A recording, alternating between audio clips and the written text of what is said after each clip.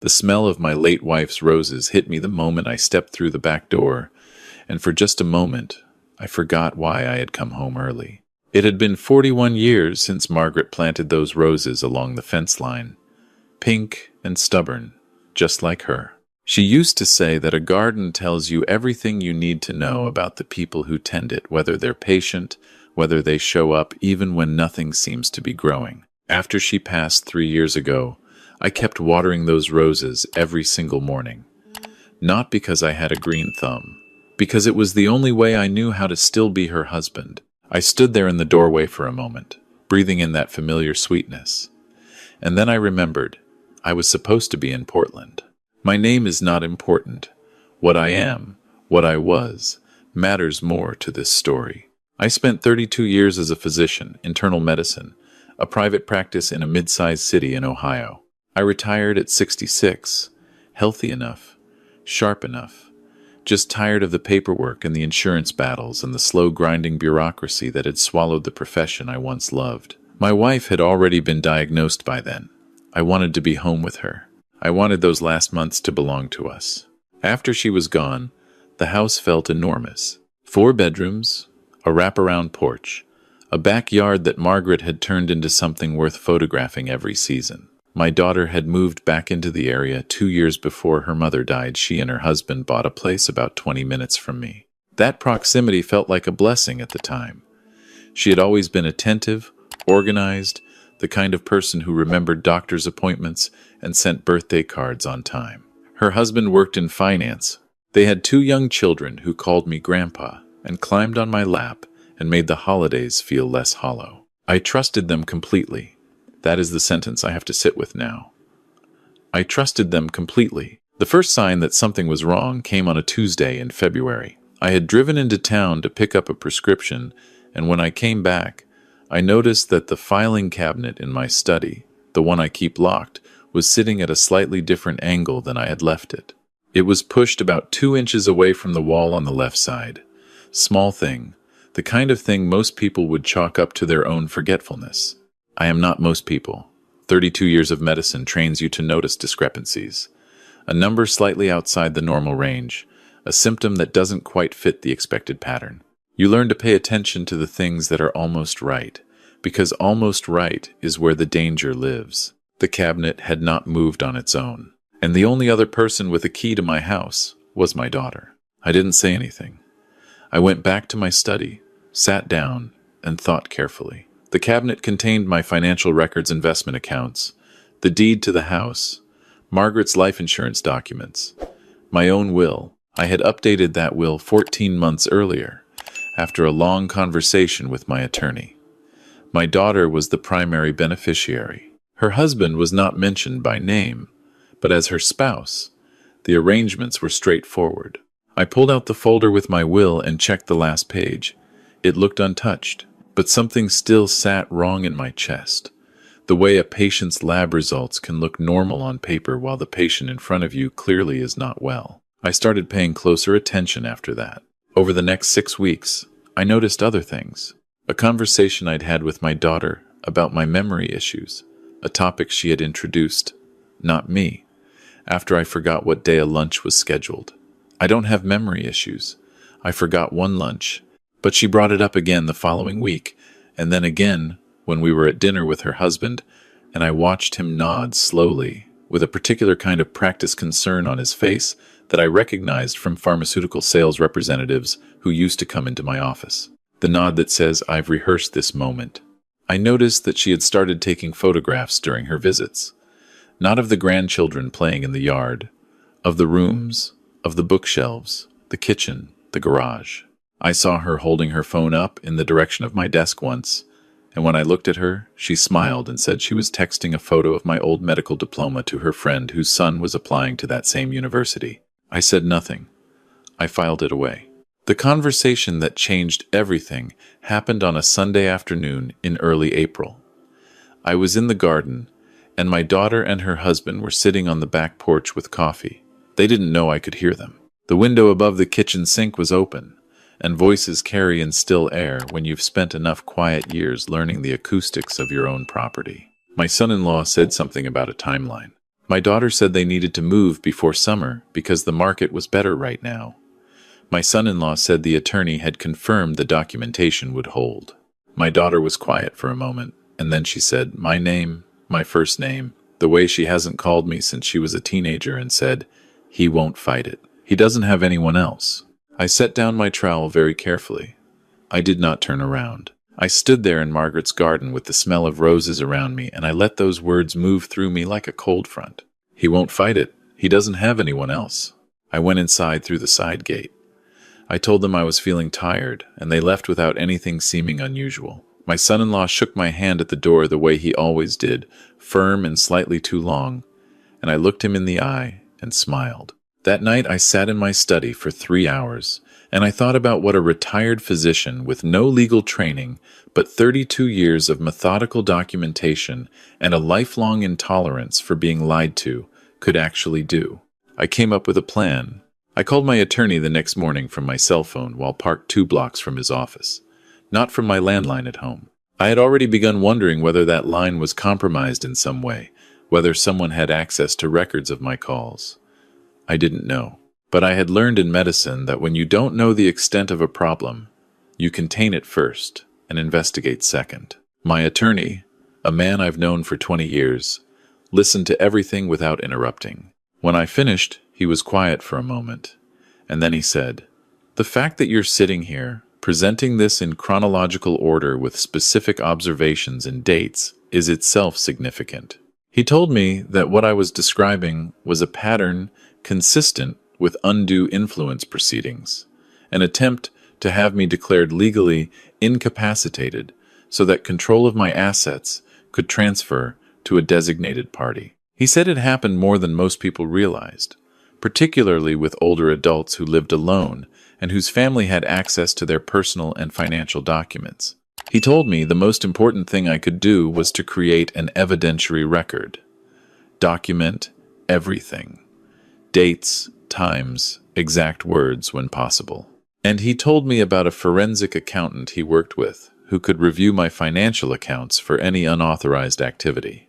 We met with the forensic accountant 4 days later. It took her less than 2 weeks to find it. Over a period of 8 months, small transfers had been made from one of my investment accounts, not my primary account, but a secondary one I rarely logged into, set up years ago as a kind of overflow for a portion of my practice sale proceeds. The transfers were small enough individually to avoid triggering automatic alerts. Between $700 and $1,200 at a time moved to an account registered to a holding company. The holding company, when my attorney traced it, had a registered agent address in a state neither my daughter nor her husband had any apparent connection to, but it had been incorporated about 3 weeks after my wife died. 3 weeks after Margaret died. I remember the exact moment my attorney showed me that date. I was sitting across from his desk on a Tuesday afternoon with rain against the windows, and I looked at that date and thought about how my daughter had spent those 3 weeks. She had been at our house almost every day. She helped plan the funeral. She sat beside me at the service and held my hand. She sorted through her mother's clothes because she said she didn't want me to have to do it alone. She was at our house almost every day. I asked my attorney what I should do next. He told me that what I had was compelling but not yet sufficient for a full proceeding. We needed to understand the scope of the plan specifically, whether there was an attempt to formally challenge my mental competency, which would likely involve attorneys, and possibly a physician they had recruited to provide an evaluation. He suggested I do something that would either accelerate their timeline or expose it. He suggested I go away. The original idea was a fishing trip, something I'd mentioned to my daughter in passing months earlier as something I wanted to do that summer. A week up at a lake house, owned by my old medical school roommate, who had since retired to Vermont. My attorney said, "Tell her you're going. Book the flights so there's a record. Then don't go." It felt elaborate. It felt like something from a movie. I told him that, and he looked at me for a long moment and said that unfortunately the situation required it. I booked the flights. I told my daughter I would be gone for 9 days, starting the following Friday. I mentioned it casually, said I thought it would be good for me to get away, that I'd been feeling cooped up.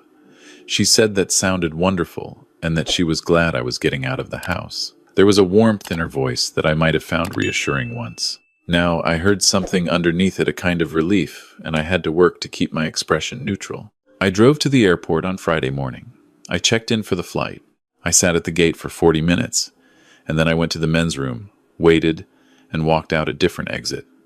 My car was parked at a lot 8 minutes from the airport.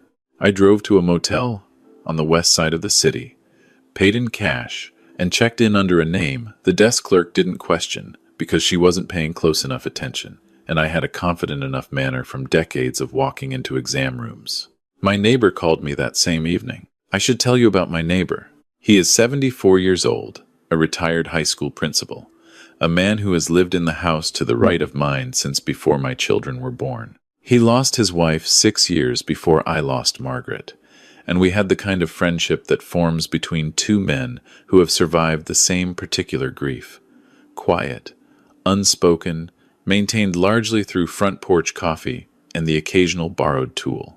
He was not a man who alarmed easily, and he was not a man who called me without reason. He said, "Your daughter's car is in the driveway, and there's another car there too." He didn't recognize it. A man in a suit had gone inside about 20 minutes ago. I asked him to describe the car.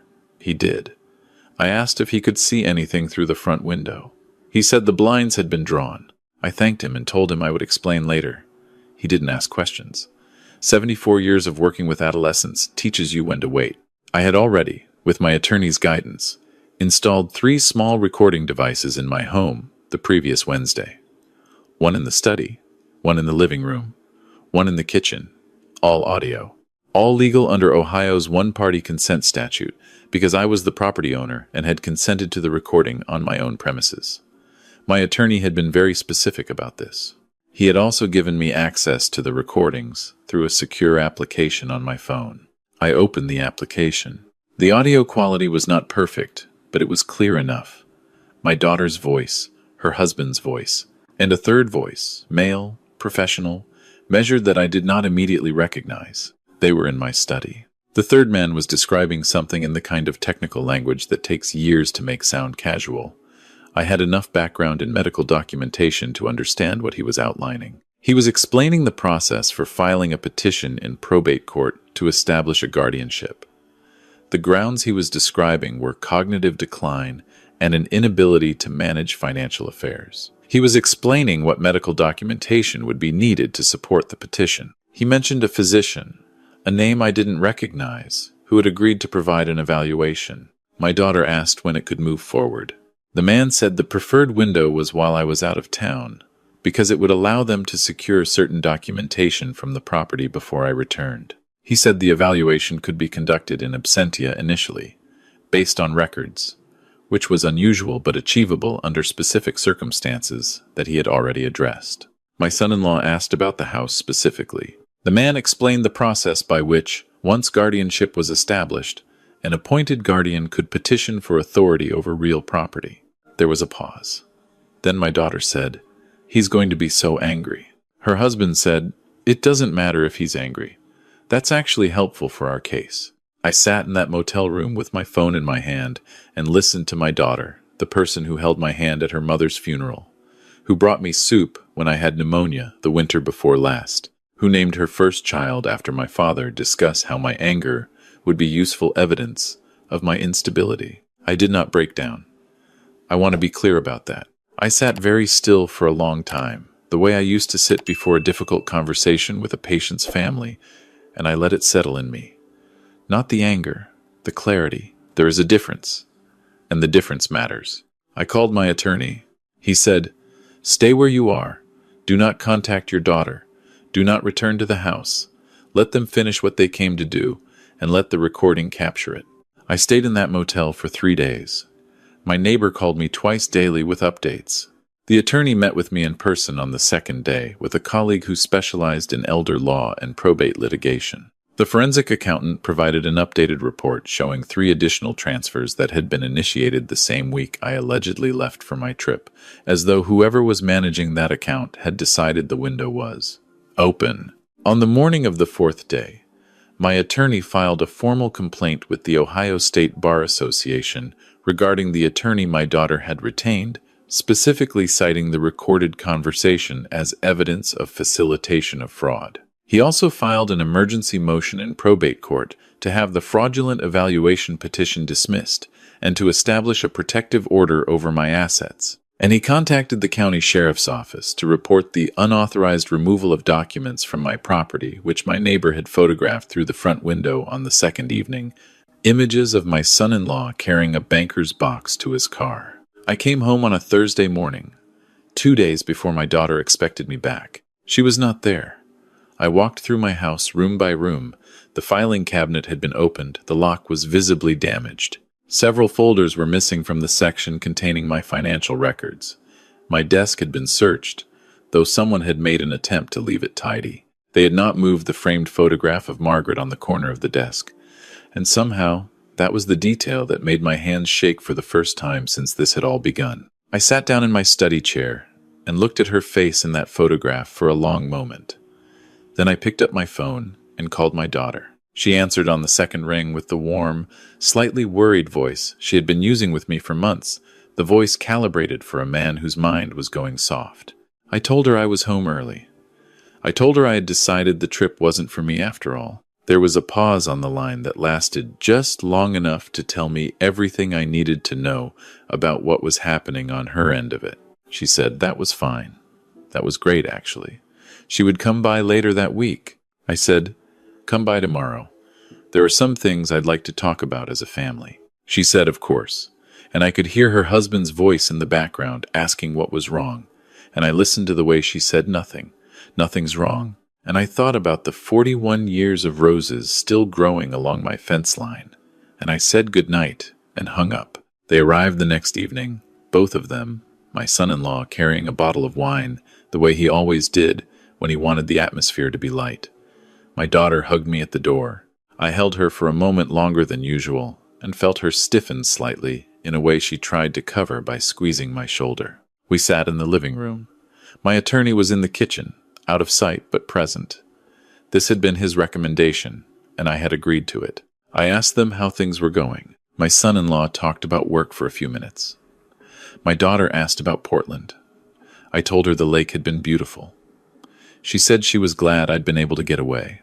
Then I slid a folder across the coffee table. My son-in-law looked at it before my daughter did. The change in his face happened in layers. First, confusion, then recognition, then something that he attempted to rearrange into neutral in the space of about 2 seconds.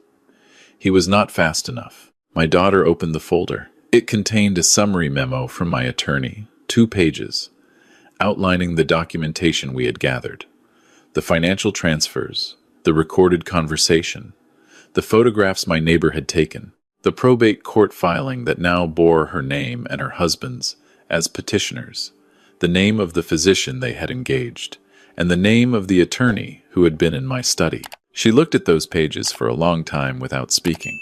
Her husband started to say something about misunderstandings, about context, about how there were aspects of this she needed to understand regarding concerns they had about my well-being. His voice had the practiced quality of someone who had rehearsed a contingency. I let him get through about 30 seconds of it.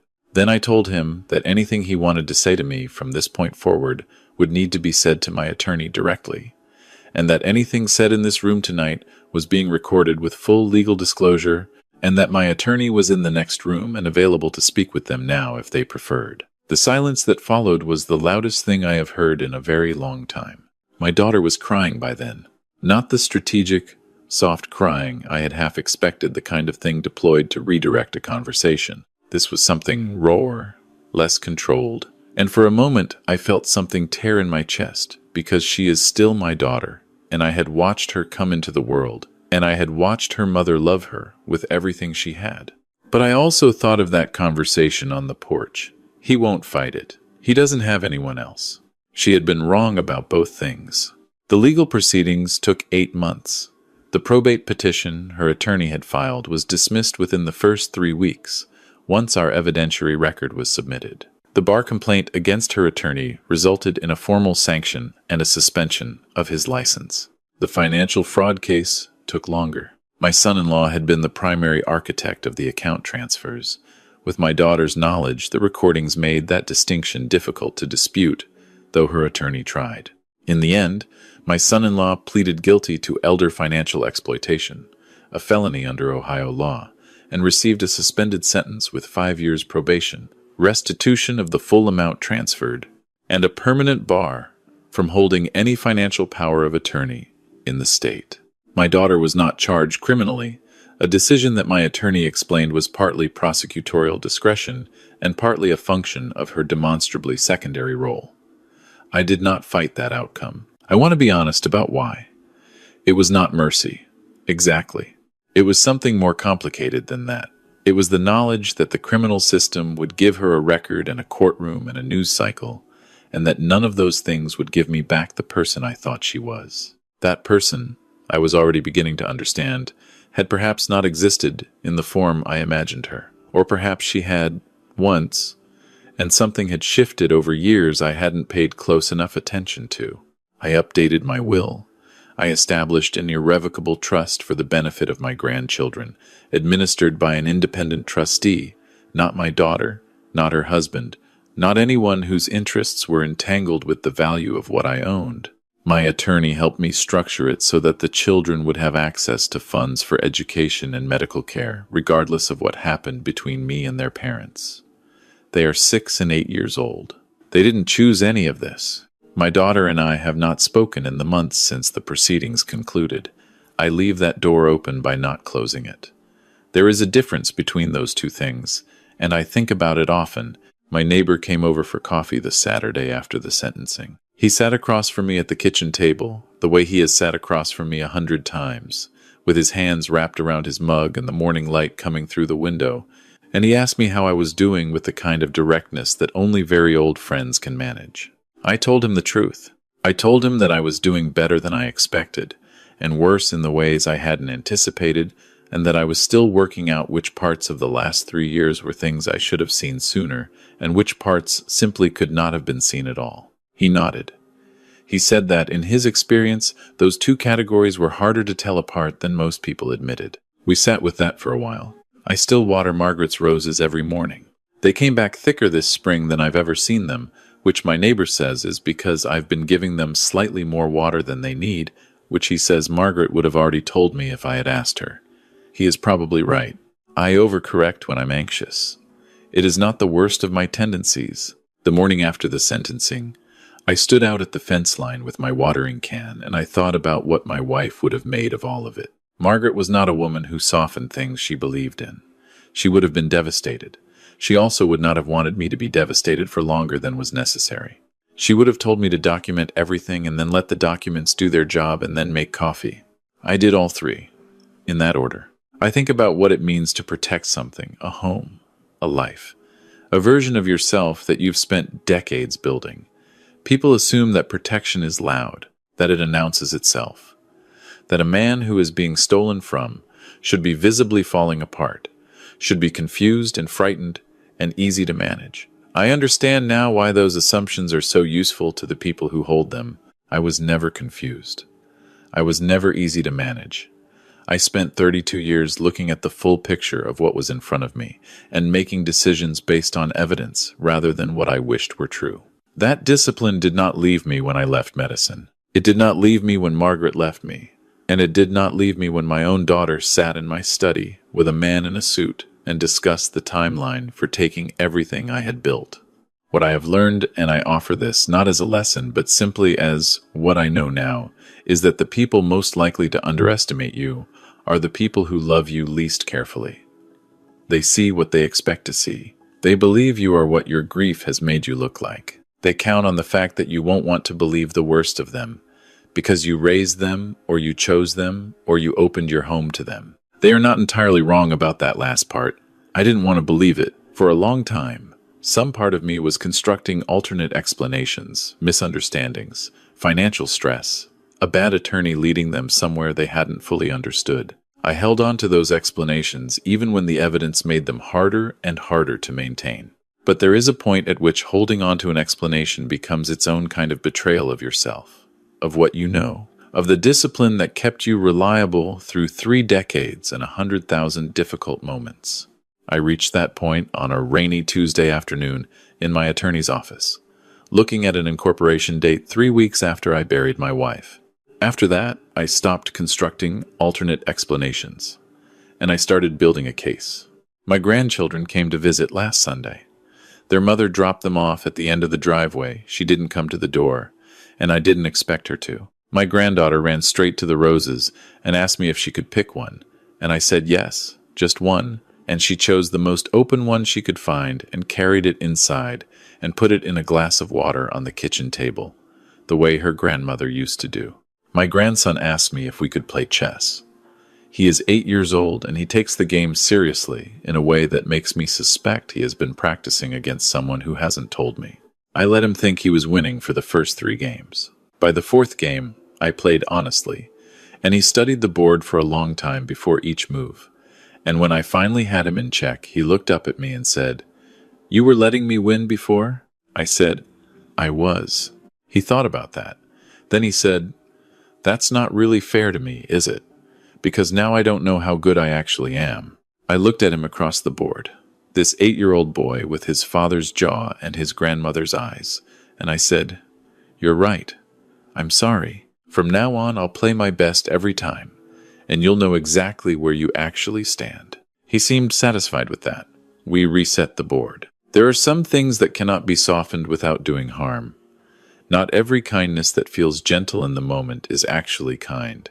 The clearest thing I can offer someone I love, and I love those children more than I know how to say, is an honest accounting of where they are, of what is real, of what I actually see when I look at them. I failed to apply that principle to the people who were supposed to earn it most. I will not make that mistake again. The roses are blooming. I water them at the right amount now, not too much. The morning is quiet and cool the way Ohio mornings are in early summer, before the heat comes up off the pavement and the day gets loud. My neighbor waves from his porch when he sees me in the garden. I wave back. There are things I have lost that I will not recover. I know that. I am 68 years old, and I have buried a wife, and I have sat across from my own daughter in a legal proceeding, and I understand precisely what I am carrying and what it weighs. But I am here. I am clear-eyed. I am in my own house, which is mine, standing in my own garden, which is mine, and the people who believed that grief had made me manageable were wrong about something so fundamental that I almost feel sorry for them. Almost. The law does not ask whether something breaks your heart. It asks whether you can prove what happened. I proved what happened. And whatever else has been taken from me, nobody gets to take that. I go inside and make coffee. I sit in my chair in the study and I look at Margaret's photograph in the morning light, and I tell her that the roses look good this year. I tell her I think I'm finally getting the watering right. I think she would say, "It only took you 44 years. I think she would be smiling when she said it. I get up. There is a day ahead of me, and it belongs entirely to me, and that is enough.